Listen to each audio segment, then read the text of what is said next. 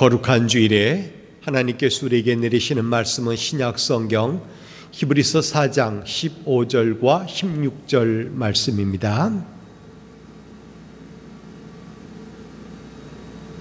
우리 정성 다해서 받들어 읽습니다. 15절 시작합니다. 우리에게 있는 대제사장은 우리의 연약함을 동정하지 못하실 이가 아니요 모든 일에 우리와 똑같이 시험을 받으신 이로되 죄는 없으시니라.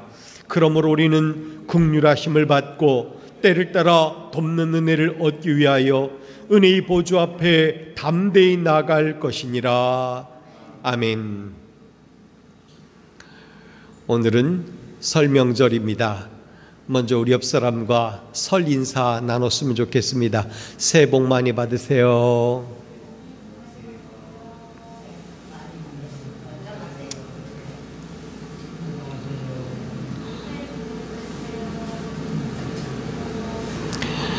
인생을 살다 보면 우리는 여러 번씩 위기를 겪습니다. 도저히 헤쳐나가기 어렵다 느껴질 때도 있습니다. 그런데 예상하지 못했던 도움이 찾아옵니다. 막혔던 길이 뚫리고 그리고 돕는 손길도 일어나여 오히려 전보다 수월하게 인생길을 걸어가는 경험을 하기도 합니다. 어떤 때는 위기가 오히려 역전의 발판이 되기도 합니다. 인생을 어느 정도 산 사람은 지금 제가 드린 말씀을 대부분 공감할 것입니다. 사람들은 그때의 경험을 소중히 여기면서 마음에 새겨놓고 삽니다. 사람들과 만나 옛날 얘기를 할 때면 예전엔 이때는 이랬어 라고 말하는 거죠. 그런데 우리가 여기서 놓치지 말아야 될 사실이 한 가지가 있습니다. 그게 뭐냐면 그 도움이 형식적으로는 사람들을 통해서 온 것처럼 보여지지만 실제로는 그 배후에서 하나님께서 역사하고 계셨다는 사실인 겁니다. 성경은 이것을 가리켜서 때를 따라 돕는 은혜라고 말을 해주고 있습니다. 나아가 성경은 이런 은혜를 돕는 은혜를 받기 위하여 우리가 해야 될 일이 있는데 그게 뭐냐? 은혜의 보좌 앞 은혜가 있는 자리 그곳으로 나가야 할 것이라고 가르쳐주고 있습니다. 그래서 믿는 사람들은 다른 누구보다도 안정감 있는 삶을 살게 되고 평안을 누리게 되는 것입니다. 왜 그럴까요? 그것은 하나님의 돕는 은혜가 내려오기 때문에 그런 것입니다. 즉 하나님의 은혜가 머무는 자리에 우리가 나갈 때 거기서 맛보게 되는 신령한 은혜가 우리 가운데 있기 때문이라는 것입니다. 성도 여러분, 우리는 하나님을 배경으로 사는 사람들입니다. 세상 사람들은 사람 의지하고 권력 의지하지만 우리는 살아서 역사하시는 하나님을 의지하며 살아가는 사람들, 하나님을 배경으로 두고 사는 사람들이라는 것입니다. 그러니 우리는 다만 한 가지 할 일이 있는데 그게 뭐냐? 항상 은혜의 보좌 앞으로 날마다 나가야 한다는 것입니다. 왜 나가라고 하죠? 때를 따라 돕는 은혜를 얻기 위해 나가라고 하는 것입니다. 여기 보면 때를 따라라고 하는 말이 나오는데 때는 형용사입니다. 유카이로스라고 읽는데 때를 따라 또는 좋은 기회라고 번역을 할 수가 있습니다. 구체적으로 행동할 수 있는 또 우리 여건이 개선될 수 있는 그런 여건이 갖춰진 좋은 기회를 말하는 것입니다. 좋은 기회, 어느 때 이 말을 사용하죠? 소자본으로 창업하실 좋은 기회입니다. 집을 마련할 수 있는 좋은 기회입니다. 만남을 얻을 좋은 기회입니다 라고 말도 합니다. 어떤 사람은 어떤 것을 체험할 좋은 기회입니다. 어떤 것을 구입할 수 있는 좋은 기회입니다. 이렇게 말합니다. 좋은 기회는 누구에게나 찾아옵니다. 평생을 살면서 최소한 결정적인 3번의 좋은 기회가 있다라고 말하기도 합니다. 기회를 잘 잡은 사람은 그 인생을 좀 더 맛깔나게 요리합니다. 나아가 주변 사람들에게 맛있는 삶을 풍취로 안겨주기도 합니다. 그래서 사람마다 그런 기회가 자기에게 주어지기를 기대하는 것입니다. 어떤 사람은 복권을 삽니다. 최근 미국에서 복권 열풍이 불었다고 하는 얘기 들었을 겁니다. 왜 그러냐면 1조 원에 달하는 복권에 당첨된 사람들이 있다는 거죠. 많은 사람들이 당첨을 받고 또 그것으로 많은 혜택도 누리고 살죠. 근데 어떤 사람들은 잘못된 인생을 살기도 한다고 해요. 또 어떤 사람은 투기를 합니다. 땅을 사거나 건물을 사죠. 좀 더 가치가 상승될 때 되팔아서 차익을 남기려고 하는 것입니다. 그것 보고 투기라고 하는데 이 투기에 몸담는 사람들도 많이 있습니다. 요즘 젊은 사람들 가운데 많은 사람들이 비트코인이라고 하는 곳에 손댄다고 그래요. 전 잘 모르겠지만 싼 값에 사서 비싸게 값이 형성될 때 팔아서 돈벌이를 하려고 그런다는 거죠. 근데 만만치가 않아요. 세상이라는 것은 쉽지가 않다는 거죠. 그렇게 될 것 같고 손에 잡힐 것 같은데 막상 잡으려고 가까이 가보면 도망가고 마는 것이 그런 것들이에요. 그래서 오히려 이자 부담이 늘어나고, 그래서 부담감을 하는 사람들이 파산을 신청하고, 어떤 사람들은 극단적인 선택을 하기도 하고, 어떤 사람들은 다른 사람에게 손을 내미는 겁니다. 빌려달라고, 조금만 꿔달라고 그러는 거죠. 그런데 이게 거래라는 게 쉬운 게 아니에요.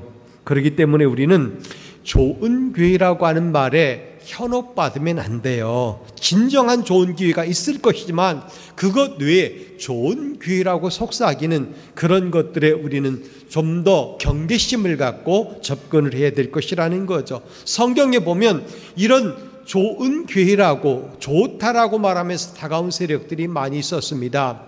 먹음직스럽습니다. 달콤합니다. 지혜롭게 할 것 같습니다. 하면서 말하는 거죠. 그래서 거기 속아 넘어간 사람들이 분명히 있었습니다. 아무튼 이 시대는 좋은 기회를 잡으려고 애쓰는 시대입니다. 그러나 모두가 다 좋은 기회를 붙잡는 것은 아닙니다.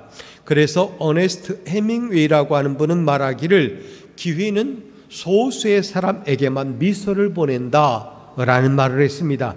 세상은 기회를 잡은 자와 잡지 못한 자로 나누어지겠죠. 기회를 잡은 자는 부도 권력도 손에 잡고 그걸 극대화시키기 위해서 또 추구를 하죠. 기회를 잡지 못한 사람은 상대적인 박탈감을 누리면서 느끼면서 살아갑니다. 이것을 사회에서는 양극화 현상이라고 말하죠. 그러나 이것은 세상적인 사람들이 해석하는 해석의 방법일 뿐입니다. 성경에는 때에 대해서 다른 해석을 해주고 있습니다. 때는 무엇을 얘기하는 것이냐? 하나님께서 작정하신 것을 때라고 말하는 겁니다. 하나님께서 작정하신 시간, 하나님께서 작정하신 일, 하나님께서 작정하신 공간이 있다는 것입니다. 하나님께 이런 은혜를 받기 위하여, 하나님께서 준비하신 복을 받아 누리기 위하여 우리는 아주 좋은 때를 붙들어야 된다는 것입니다. 오히려 지금이 그런 은혜를 만날 만한 때가 아닐지, 하나님께서 예비해 놓으신 복을 붙잡아야 될 때가 아닐지 생각해 보자는 것입니다. 하나님은 모든 사람이, 할 수만 있으면 많은 사람이 이 때를 만나길 원하고 계십니다. 하나님께서 작정하신 좋은 때를 만나서 복된 인생, 하나님께 영광 돌리며 하나님의 기쁨이 되는 삶을 살아가는 그런 인생이 되기를 우리 하나님은 바라고 계신다는 겁니다. 전 이렇게 믿습니다. 우리가 만난 가장 좋은 때는 언제냐? 우리가 예수를 구주로 만났을 때라는 것입니다. 그것으로 우리 인생이 달라진 것이에요. 과거가 있었다면 그때부터 우리는 현저히 새로워진 삶, 하나님께서 기뻐하시는 인생을 살게 된 거라는 거죠. 그러므로 우리는 긍휼하심을 입을 때, 하나님께서 은총을 베푸시는 장소, 이것에 대해서 깊이 묵상을 하며 말씀을 붙들어야 될 것입니다. 오늘 본문 말씀을 보면 그러므로 우리는 긍휼하심을 받고 때를 따라 돕는 은혜를 얻기 위하여 은혜의 보좌 앞에 담대히 나갈 것이니라, 이렇게 말해주고 있습니다. 그렇다면 여러분, 언제 은혜의 보좌 앞에 나가야 할까요? 우리는 어떤 때 은혜의 보좌 앞에 나가야 할까요? 전 첫 번째로 여러분에게 연약할 때 나아가라고 말씀드리고 싶어요. 우리는 여러모로 연약한 삶을 사는 게 맞습니다. 어떤 사람은 건강이 약해질 때가 있고, 어떤 사람은 길이 약해질 때가 있고 어떤 사람은 경제적으로 약해질 때가 있습니다. 어떤 사람은 또 많은 사람과의 관계 속에서 어려움을 겪을 약해질 때가 있다는 것입니다. 아무튼 연약해질 때가 있다는 것이죠. 예수님이 잡히실 때 제자들은 시험을 당했습니다. 주님께서는 그들에게 뭐라고 말씀해 주시냐면 시험에 들지 않게 깨어 기도하라 라고 말씀하셨어요. 하지만 제자들은 그 밤에 기도하지 못했습니다. 그 결과 연약해짐으로 뿔뿔이 흩어지고 말았지요. 시험에 들면 연약해지는 거예요. 믿음이 연약해지고 그러다 보면 흔들리게 되는 것입니다. 가정이 시험에 들면 믿음의 공동체가 무너지는 것입니다. 교회가 시험에 들면 뒤숭숭해집니다.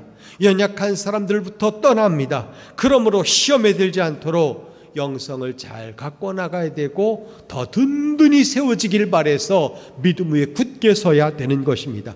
말씀 가운데 깊이 뿌리를 내리고 기도하고 예배하는 자리에 더 가까이 나가서 영적인 풍부함을 간직할 때 우리는 든든히 서게 되는 것입니다. 시험 당할 때 주님은 분명한 원칙을 우리에게 말씀해 주셨습니다. 첫째로 시험 당할 때는 이렇다. 그게 뭐냐? 첫째는 감당할 만한 시험만을 주신다 라 그랬어요. 여러분, 하나님은 우리가 감당할 만한 시험만을 주시는 거예요. 못 지고 갈 것 같아도, 못 들고 갈 것 같아도, 또는 마음이 너무 무너질 것 같아도 하나님은 말씀하십니다. 예, 내가 감당할 만한 시험만 내가 너에게 줄 거야. 그런 거죠. 사도 바울은 깊은 고난 가운데 있는 교회와 성도들에게 말합니다. 사람이 감당할 시험 밖에는 너희가 당한 것이 없다 그랬어요. 덧붙여서 말하기를 오직 하나님은 믿을 만한 분이셔서 믿부사 너희가 감당하지 못할 시험 당함을 허락하지 아니하시고 라고 했습니다.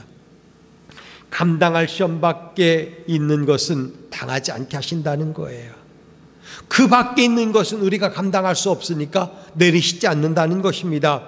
이것이 하나님의 진실하신 뜻, 믿을 만한 뜻이라는 것입니다. 하나님께서는 우리에게 그것을 말씀해 주고 계시는 것입니다. 감당할 수 없다면 주지도 않는다 이거예요. 만약에 감당할 수 없다면 내 곁에 놓지도 않겠다는 것입니다. 그러니 우리 곁에 있는 것이라면 하나님께서 말씀하신 대로 내가 감당할 수 있는 것들이에요. 들고 갈 수 있는 것이고 마음으로 감당할 수 있는 것이고 그리고 또한 지고 갈 수 있는 것이라는 것입니다. 성도 여러분, 지금 여러분이 겪고 있는 어려움은 무엇입니까? 여러분을 연약하게 만드는 것들은 무엇입니까? 그게 경제적인 곤란함입니까? 아니면 몸이 아파서 또는 애달게 하는 어떤 것들입니까? 모든 시험 앞에서, 모든 어려움 앞에서 여러분은 이렇게 외쳐야 되는 것입니다. 충분히 나는 감당할 수 있습니다. 감당할 자신이 있습니다. 하나님께서 그렇게 말씀해 주셨기 때문입니다 라고 말이 되는 것입니다. 근거가 뭐라고요? 감당할 시험 밖에 있는 것은 하나님께서 허락하지 않았다는 거예요. 그런 것들은 하나님께서 우리 곁에 놓지도 않는다는 것입니다. 그것이 하나님의 약속이에요. 그 뜻이 나를 향한 하나님의 진실하신 뜻이라는 것입니다. 하나님은 감당할 만큼의 시험밖에 여러분에게 내리지 않으시는 분이에요. 그러므로 여러분을 슬프게 하고 울게 만드는 것들이 있다면 깊이 생각해 보시기 바랍니다. 하나님은 오히려 그 시험을 통해서 우리 믿음이 성숙해지길 바라고 계시고 오히려 그것을 통해서 역전의 기회를 만들길 원하고 계시다는 겁니다. 우리가 사는 세상은 누구에게나 힘듭니다. 다 힘들다고 그래요. 30년 전에도 40년 전에도 직장 들어가기 힘들다고 그랬습니다. 지금도 직장 들어가기 어렵다 그래요. 30년, 40년, 50년, 60년 전에도 경제가 어렵다고 그랬습니다. 지금도 경제가 어렵다 그래요. 다 똑같은 현상 속에서 각각 경험하는 것입니다. 그런 어려움이 우리 가운데 놓여 있는데 왜 하나님은 그런 어려움을 우리 곁에 놓으셨냐면 그 시험을 통과하는 것을 보고서 하나님께서 또 다른 은혜를 우리에게 입혀주기 위함인데, 거기서 믿음을 경주하라는 겁니다. 믿음을 재련하라는 것입니다. 감당할 만한 것이니까 오히려 그것 때문에 연연해하지 말고 믿음으로 한번 지고 가봐라. 믿음으로 들고 가봐라. 믿음으로 내 옆에 놓고 함께 어울려봐라. 그것이에요. 또 다른 하나의 뜻이 뭐냐? 연약할 때 피할 길도 내주신다는 사실이에요. 사도 바울은 계속해서 이렇게 말씀했습니다. 시험 당할 즈음에 또한 피할 길을 내사 너희로 능히 감당하게 하시느니라 그랬습니다. 다시 말씀드립니다. 하나님은 우리가 감당할 만한 시험만을 허락하십니다. 또 한 가지, 시험 당할 즈음에 피할 길도 내주신다는 것입니다. 사실 누구에게나 시험이 오면 다른 사람은 쉽게 가볍게 그렇게 말하기도 해. 에이, 그거 아무것도 아니야. 그러나 그게 아니에요. 막상 경험하는 사람은 최고치의 압박을 받고 있는 거거든요. 그러니 우리는 그런 어려움을 겪는 사람들에게 아유, 아무것도 아니야 이렇게 말하면 안 돼요. 힘들겠구나, 내가 뭐 도와줄 게 있을까라고 하든지, 하나님은 분명 너에게 피할 길도 내주실 거야 라고 말을 해야 된다는 것이죠. 여러분, 시험의 때 여러분은 어떻게 건너왔습니까? 거기 주저앉아 아직도 있습니까? 아니잖아요. 다 통과해 왔잖아요. 지나왔잖아요. 돌이켜보면 하나님께서 여러분의 손을 붙잡고 그 길을 함께 걸어오신 거거든요. 피할 길도 내주셨다는 거예요. 주님의 은혜로 그 험난한 세월을 지나 여기까지 온 것입니다. 주께서 피할 길을 내주셔서 여기까지 온 것이에요. 이것은 앞으로도 마찬가지입니다. 우리 인생에 또 다른 어떤 어려움이 올지라도 하나님은 우리의 손을 붙잡고 피할 길로 걸어가 주실 것입니다. 그것이 금년에 우리가 경험해야 될 은혜인 거죠. 때를 따라 돕는 하나님의 은혜가 있어야 우리는 어려움의 강을 건너갈 수가 있는 것입니다. 내가 믿는 하나님, 그리고 여러분이 믿는 하나님, 살아서 역사하신 하나님은 동일하신 하나님이에요. 바울에게 역사하셨던 하나님은, 바울이 말씀하신 그 하나님은 우리가 믿는 하나님이신 것입니다. 그러니 분명히 감당할 만한 시험만을 주시고, 그리고 시험 당할 쯤에 피할 길도 내주시는 분이에요. 그런 연약할 때 은혜의 보좌 앞에 나가는 저와 여러분이 되길 바랍니다. 이 첫 번째 붙들어야 될 말씀이에요. 두 번째, 언제 우리가 하나님 앞에 나가야 될까요? 긍휼하심이 필요할 때 나가야 하는 것입니다. 긍휼하심이 필요할 때.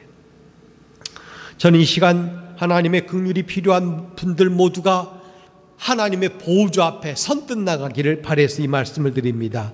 성도 여러분, 하나님의 사랑은 마르지 않는, 담이 없는 사랑이에요. 하나님의 긍휼은 자비는 끝이 없습니다. 애가 3장 22절 23절 말씀에 보면 여호와의 인자와 긍휼이 무궁하심으로 우리가 진멸되지 아니함이니이다. 이것들이 아침마다 새로우니 주의 성실하심이 크도소이다. 이렇게 말을 했습니다. 마르지 않아요. 유대인들에게 전해지는 이야기 한 토막이 있습니다. 하나님께서 우주를 창조하실 때 먼저 천사들을 창조하시고 그 천사들과 대화를 나누셨다 그래요. 얘기일 뿐이에요. 하나님께서 의의 천사를 불러서 말씀하셨습니다. 내가 세상을 창조하고 그 세상에 가장 으뜸되는 피조물로 사람을 만들려고 하는데 내 생각은 어떠하냐 물어보셨습니다. 의의 천사가 대답합니다. 하나님, 사람은 만들지 마십시오. 그 사람들은 온갖 불의로 이 세상을 더럽힐 것입니다 라고 말을 했습니다. 이번에는 하나님께서 거룩의 천사를 불러서 똑같은 질문합니다. 거룩의 천사가 대답을 합니다. 하나님, 인간을 창조하셔서는 안 됩니다. 그 인간들은 이 세상을 더러움으로 가득 채워놓고 말 것입니다. 자기는 깨끗한데 그것들은 더럽게 만들 거라는 거예요. 이번에는 빛의 천사를 불러서 하나님께서 질문하셨습니다. 빛의 천사도 부정적으로 대답을 합니다. 하나님 절대로 인간을 창조하셔서는 안 됩니다. 인간들은 이 세상을 어두움으로 만들고야 말 것입니다. 그랬습니다. 그래서 하나님께서는 이번에 긍휼의 천사를 불러서 물어보셨습니다. 똑같은 질문이죠. 내가 인간을 창조하려고 하는데 너는 어떻게 생각하느냐라는 거죠. 긍휼의 천사가 이렇게 대답합니다. 하나님, 인간을 창조하셔야 합니다. 하나님께서 인간을 창조하시면 이 세상은 불의하고 더러워지고 어둠에 잠길지도 모릅니다. 그런 하나님, 이 불의와 더러움과 어둠 속에 있는 인간들에게 저는 기어이 그들을 사랑하시는 하나님의 사랑을 이야기할 것입니다. 그리고 그들이 새로워지고 하나님께서 기대하시는 사람들이 되도록 그들을 하나님 앞으로 인도할 것입니다. 이렇게 말을 했어요. 하나님께서는 우리가 이 세상에서 불의하고 더러움 가운데 있고 어둠에 잠겨 사는 사람인 것을 알고 계셔요. 아직도 믿는다면서도 아직도 그러함에 물들어 있다는 거죠. 그러나 하나님은 우리를 포기하지 않으시고 그 긍휼의 천사의 이야기처럼 누군가를 보내서 우리를 전도했고 누군가를 통해서 하나님의 사랑을 들려주었고 누군가의 사랑을 통하여 하나님을 경험하게 했습니다. 그래서 우리로 자발적으로 하나님 곁에 오게 했고 하나님을 만나게 했고 하나님의 사랑을 경험하게 한 거죠. 그리고 그 사랑에 감동하심을 받아서 이제부터는 하나님께서 기뻐하시는 삶을 살겠다고 결정한 사람들로 이 세상에 존재하는 것입니다. 하나님께서는 우리를 사랑과 긍휼로 돌보시며 끊임없이 포기하지 않고 우리를 그 이의 길로 계속해서 이끌어 가시는 것입니다.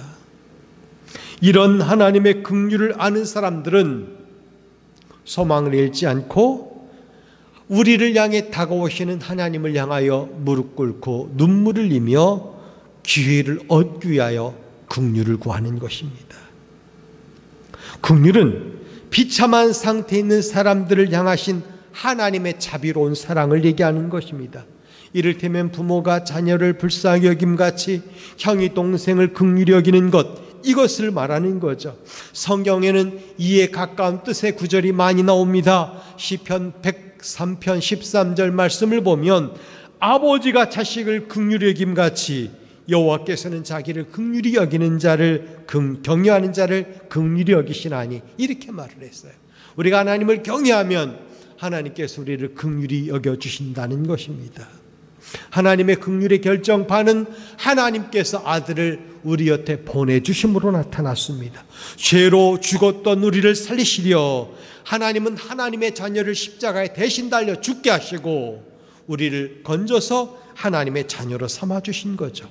전에는 우리가 긍휼하심을 입지 못했지만 이제는 긍휼하심을 얻은 자가 되었다는 겁니다. 믿음으로 그 길을 걸어가게 된 것입니다.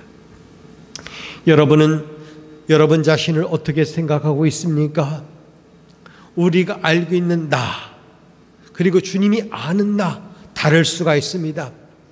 나는 주님 안에서 나를 발견하는 데 소극적이지만 주님은 나를 항상 주님의 긍휼하심 안에서 발견하기를 원하고 계시다는 거예요.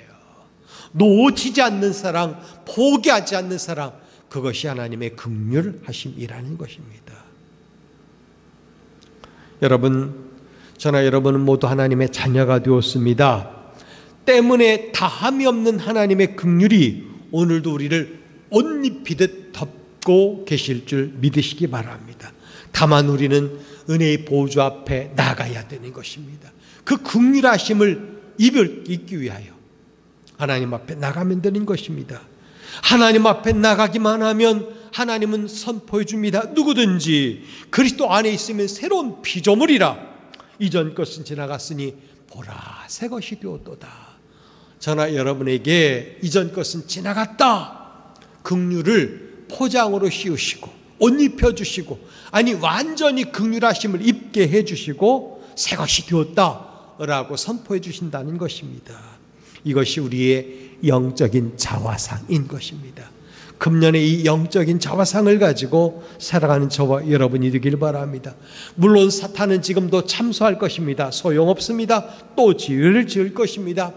저 사람이 믿는다고요? 얼마나 행악을 행하는데요? 그럴지 몰라요. 그렇지만 하나님께서는 그 아들 예수 그리스도가 그 안에 계심을 보면서 쓸데없는 말 하지 마라 하면서 긍휼로 옷 입히는 거예요. 여기서 긍휼하심을 입고라고 하는 그 말에 입다라는 것은 단지 옷 입다라고 하는 그런 차원일까요? 완전히 진료적으로 바뀌는 것, 영적으로 변화되는 사건을 말한다고 보면 됩니다. 여러분, 긍휼하심이 여러분을 이렇게 변화시키길 바랍니다. 하나님의 은혜의 보좌 앞에서 이런 은혜를 믿기를 바랍니다. 그리고 마지막으로 언제 우리가 나가야 될까요? 도움이 필요할 때 나가야 되는 것입니다. 진짜 우리는 도움이 많이 필요해요. 하나님의 도움이 필요 없는 사람이 있을까요? 사실 저는 너무 필요합니다. 간절한 거죠. 여러분도 그럴 것입니다.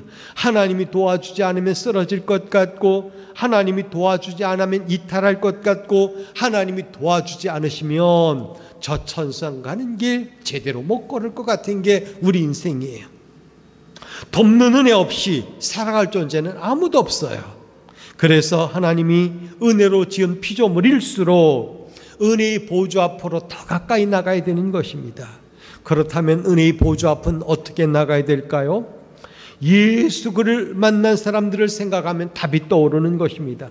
이를테면 하인의 병을 고치기 위하여 예수님 앞에 나온 백부장, 혈류병을 앓던 여인, 시각장애인 또는 나사로의 누이, 여러 사람들 다 찾아보시기 바랍니다. 그냥 나오지 않았어요. 부르짖었어요.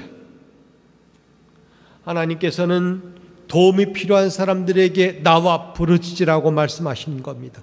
바울은 쉬지 말라 기도했습니다. 가르쳐 주었습니다. 기도 영적 자화상을 주지 않은 것은 온전치가 않은 거예요. 우리가 가지고 있는 영적 자화상을 제대로 지키려면 기도해야 되는 거예요. 영적 자화상을 숨쉬게 만들고 활동하게 만드는 것이 기도예요. 금년에는 우리 모두 은혜의 보좌 앞에 나가 도심을 받기 위해 간구하는 우리 인생이 되기를 바랍니다. 두 번째, 주님 앞에 나간 사람들을 보면 믿음으로 나갔습니다. 믿고 나간 거예요. 믿지 못하고 나간 사람들은 없어요. 여러분, 믿음만이 도움을 받을 수 있는 길이에요. 그리고 하나님을 기쁘시게 할 수 있는 길인 것입니다. 하나님의 마음에 움직임이 있을 때 우리에게 도움이 내려오는 것입니다. 하나님은 오늘도 믿음으로 반응하는 사람들을 찾고 계시는 것입니다. 믿음으로 주님의 옷깃을 만질 수 있기를 바랍니다. 믿음으로 주님 앞에 나가 때를 쓸 수 있기를 바랍니다. 믿음으로 하나님의 마음을 움직이는 저와 여러분이 되기를 바랍니다. 삶이 메마르고 곤궁합니까? 하나님이 도우시는 은혜를 받기 위하여 보좌 앞에 나갈 수 있기를 바랍니다. 그래서 히브리서 기자는 성전을 가리켜서 은혜의 보좌라고 말한 적이 있습니다. 예수님께서도 마태복음 7장 11절에서 말하기를 구하는 자에게 좋은 것으로 주지 않겠느냐라고 말씀을 했습니다.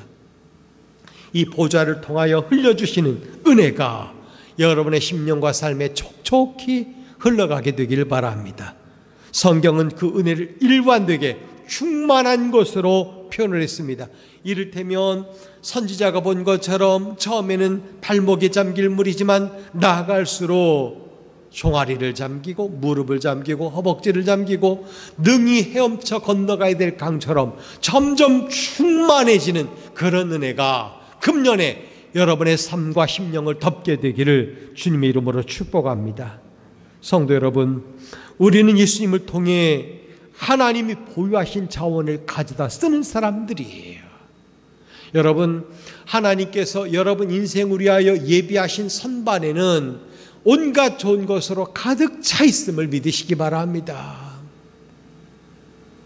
그럼에도 불구하고 우리의 삶이 곤궁하다면 다른 곳에 가서 은혜를 구하기 때문이에요.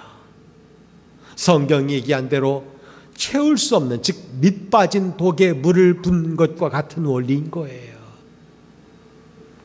다른 은혜를 구하는 순간 우리 인생에게 결핍이 찾아옵니다. 우리가 겪는 결핍은 없어서가 아니라 다른 데서 구하기 때문에 오는 거예요. 여러분, 진정으로 우리의 긍휼을, 우리의 어려움을 채워줄 수 있는 그 은혜는 긍휼하심이 풍성하신 하나님 앞에서 나오는 것입니다. 그러므로 우리는 은혜의 보좌 앞에 담대히 나가야 되는 것입니다. 우리가 아는 복음 찬양 가운데 예수의 피를 힘입어 라고 하는 찬양이 있습니다. 주의 보좌로 나갈 때 어떻게 나가야 할까? 나를 구원한 주의 십자가, 그것을 믿으며 가네 라고 했습니다. 믿으며 가네. 여러분, 은혜의 보좌 앞으로 십자가 보혈 완전하신 사랑을 힘입어 담대히 나아가 모든 하나님의 긍휼하심을 입고 살아가는 저와 여러분이 되길 바랍니다. 말씀을 맺겠습니다. 어려움 없는 인생은 없습니다. 주님은 우리에게 그런 인생을 초청하십니다. 은혜의 보좌 앞으로 나가라. 은혜의 보좌 앞으로 나가라. 이것입니다. 은혜의 보좌를 우리가 어떻게 찾을까요? 주님을 부르는 곳이, 주님 앞에 무릎 꿇는 현장이 은혜의 보좌 앞이에요. 여기 있다 저기 있다 말하지 말길 바랍니다. 큰 건물의 교회, 많은 사람들이 모이는 교회, 아니면 아담하고 조용한 교회, 건물이 아니고 하나님의 이름을 부르는 곳, 하나님 앞에 엎드리는 곳, 예배가 살아있는 곳이 은혜의 보좌 앞이에요. 그런 보좌를 찾고 발견하고 금년에 열심히 나가는 저와 여러분 인생이 되어서 긍휼하심을 입고 살아가는 우리 인생이 되어지길 주님의 이름으로 축복합니다. 기도하겠습니다. 때를 따라 우리를 지키시며 도우시는 하나님 아버지, 그 은혜를 받고 살아왔음에도 불구하고 잊어버리고 다른 곳에 가서 은혜를 구하는 우리의 삶을 용서하여 주옵소서. 오직 주님 앞에 나가 은혜의 보좌이신 주님 앞에만 나가 간구하는 저희들 되게 하여 주시옵소서. 그래야 금년에는 하나님께서 베풀어 주시는 모든 돕는 은혜를 경험하고 살아가는 우리 모든 인생이 되게 하여 주옵소서. 예수님의 이름으로 기도하옵나이다. 아멘.